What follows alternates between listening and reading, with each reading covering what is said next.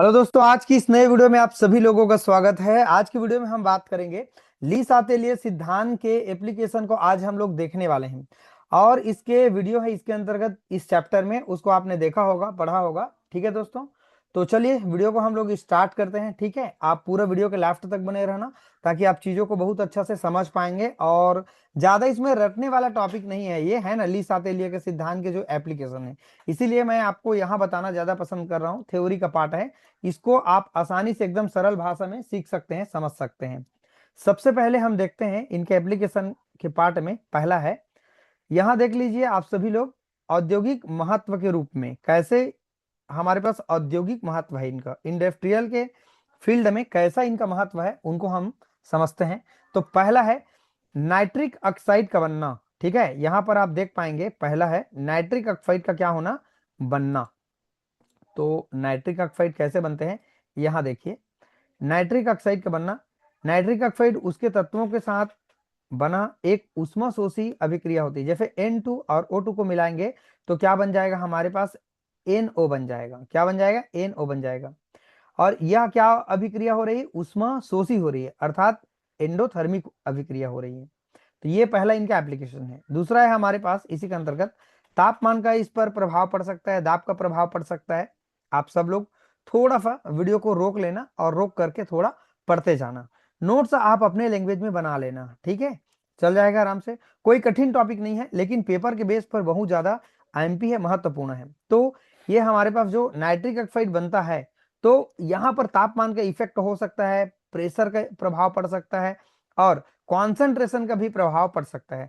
कुल मिला के ये नाइट्रिक ऑक्साइड जो बन रहे हैं, यहाँ पर इनका 3 प्रभाव हो सकता है इन पर। या तो टेम्परेचर, जैसे यहाँ देखो, यदि सिस्टम का टेम्परेचर बढ़ा दिया जाए तो उसका साम्य नष्ट हो जाएगा।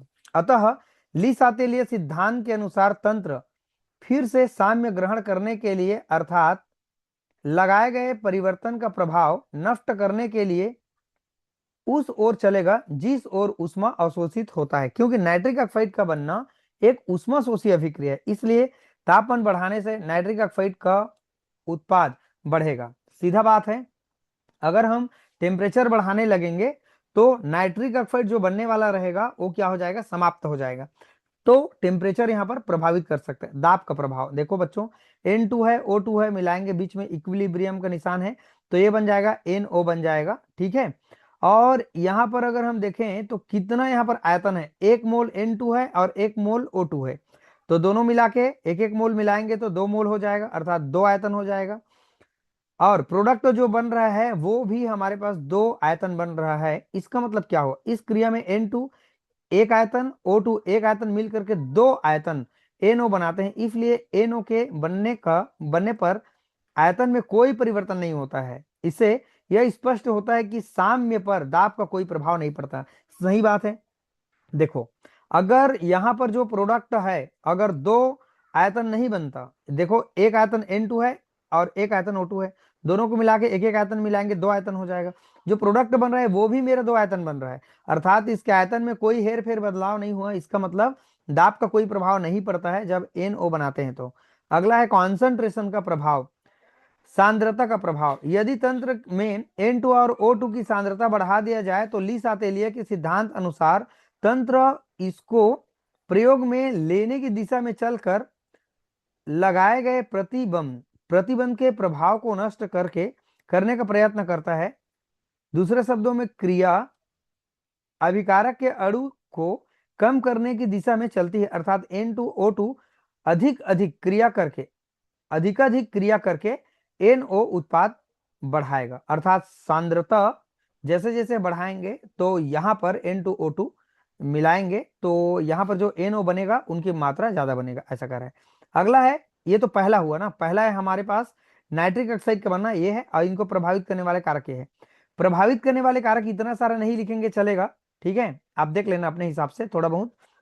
लेकिन पहला है नाइट्रिक ऑक्साइड का बनना, ये पहला इनका एप्लीकेशन है। दूसरा है हमारे पास अमोनिया निर्माण की हैबर विधि।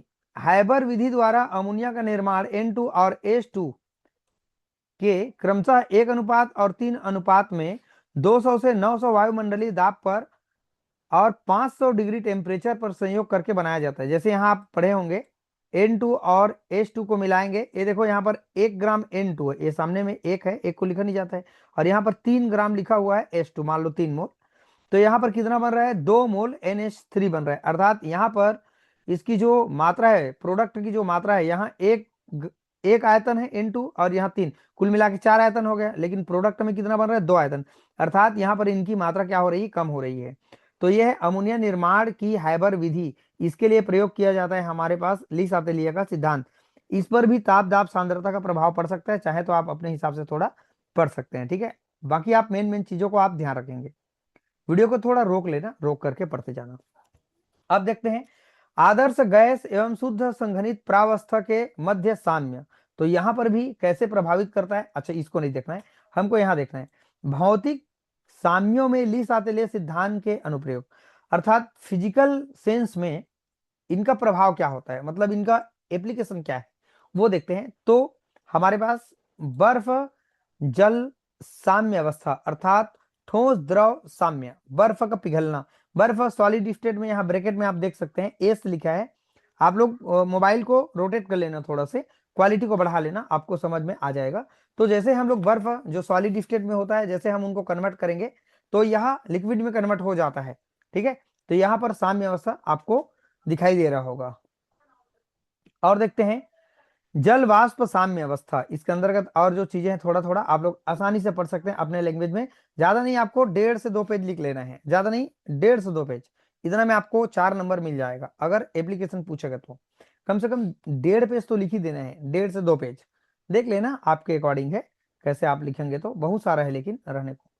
अब यहाँ देखें जल वाष्प साम्य अवस्था, जल के रूप में H2O है यहाँ पर लिक्विड के फॉर्म में।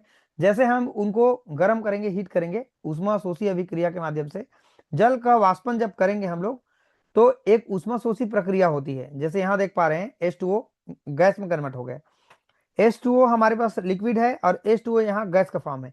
ब्रैकेट में जो L लिखा है वो लिक्विड को बता रहा है, G लिखा है वो गैस को बता रहे हैं। तो यहाँ पर भी इनका हम लोग क्या करते हैं, उपयोग करते हैं। अगला देखते हैं जब जल वाष्पित होता है तो इसके आयतन में भी वृद्धि होती है, अतः सही बात है भाई, जब हम लोग जल को हीट करेंगे, वाष्पित करेंगे, तो जो इसके आयतन में भी क्या होने लगेगा, वृद्धि होने लगेगा। और इसके जो पार्ट है अंदर में उनको भी थोड़ा बहुत देख सकते हैं। बाकी मैं मेन मेन हेडिंग को पढ़ा रहा हूं, इतना हेडिंग को आप लोग याद करिएगा। अगला है ठोस का विलय होना। देखो ये ठोस है, ठोस का क्या होना, विलयन होना। तो देखो इस प्रकार के साम्य में किसी ठोस को द्रव में विलय कर विलयन बनाने की प्रक्रिया होती है। यहाँ पर साम्य अवस्था ठोस व विलयन के बीच होता है, यहाँ पर देख पा रहे हैं। और देखते हैं चौथा है हमारे पास गैस की द्रव में विलयता, जो गैस है वो द्रव में विलय हो जाते हैं। जब कोई गैस द्रव में विलय होती है तो आयतन में कमी हो जाती है तथा विलित होने की प्रक्रिया ऊष्मछपी प्रकृति की होती है। इस तरह से हम थोड़ा से लिख सकते हैं, ज्यादा कठिन नहीं है। मुझे लगता है आप सभी लोगों को इतना मैं हल्का फुल्का बता दे रहा हूं तो आप सभी लोग पढ़ सकते होंगे। और देखते हैं हमारे सामान्य दिनचर्या में साम्य अवस्था के उदाहरण क्या है। हिलाते रहने पर कपड़े अधिक तेजी से सूखते हैं, सही बात है।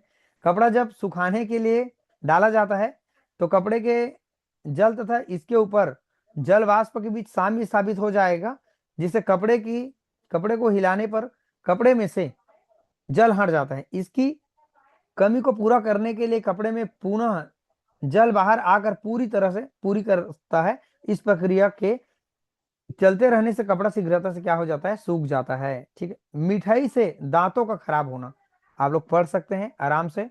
और देखेंगे आर्द्र दिनों में पसीना अधिक आता है। भाई जो हमारे पास आर्द्र दिन है उसमें पसीना ज्यादा आने लगता है। आर्द्र दिनों में वायुमंडल में जल पर्याप्त रहता है तथा वायुमंडल वातावरण के जल तथा त्वचा के जल के बीच साम्य स्थापित हो जाता है। इस तरह की चीजों को आप कर लेंगे। और है दोस्तों यहाँ पर थोड़ा सा देख सकते हैं ऑक्सीजन हमारे ऊतक तक पहुंचता है, इसको भी हम थोड़ा देख सकते हैं। ऊतक में कार्बन डाइऑक्साइड का बाहर निकलना, देखो ये हमारे पास कार्बन डाइऑक्साइड है, वाटर के साथ मिलता है, H2CO3 बनाता है और आगे रिएक्ट करेगा H प्लस आयन और HCO3 माइनस आयन बनाता है। तो यहाँ भी काम कर रहा है इक्विलिब्रियम। ये सभी जगह में काम करता है हमारे पास। जो ली सातेलिया का सिद्धांत है, एप्लीकेशन है, उनको हम समझ सकते हैं, ज्यादा कठिन नहीं है। आपको जैसे भी लगता है भाई अपने लैंग्वेज में आप सभी बच्चे लिख लेना, ठीक है। तो थ्योरी का पूरा पार्ट है, आप लोग इतना समझदार तो होंगे कि आसानी से इसको पढ़ सकते होंगे, समझ जाते होंगे। अगर आप चाहें तो स्क्रीनशॉट ले सकते हैं। 221 पेज पर है ये बुक पर। प्रभाव को चाहे तो कम लिख लीजिएगा, ठीक है। ये 222 पेज है, थोड़ा देख लेना, मैं दो दो बार एक एक पेज को बता रहा हूँ, ठीक है। यहाँ ले लो, और ये लास्ट है, ठीक है बच्चों। तो चलिए, ये हमारा लास्ट लेक्चर था इस चैप्टर का, कंप्लीट हो जाता है। ये 7 लेक्चर में शायद कंप्लीट हो रहा है, देख लेना। 6 चैप्टर में मैंने ली सातेलिया के सिद्धांत पढ़ाया था, 6 लेक्चर में। 7वां लेक्चर में मैं उनका एप्लीकेशन बता दिया, ठीक है। अब अगले वाला जो भी लेक्चर आएगा हमारे पास, 7वां जो चैप्टर होगा उसके लिए लेक्चर आएगा, आयनिक इक्विलिब्रियम पर आएगा। बहुत अच्छा रहेगा, आप धूम मचा के पढ़ना दोस्तों। चलिए, आज की वीडियो में इतना ही। वीडियो अच्छा लगे तो लाइक कमेंट कर देना, ठीक है। चलिए, वीडियो को आज करने के लिए थैंक यू सो मच।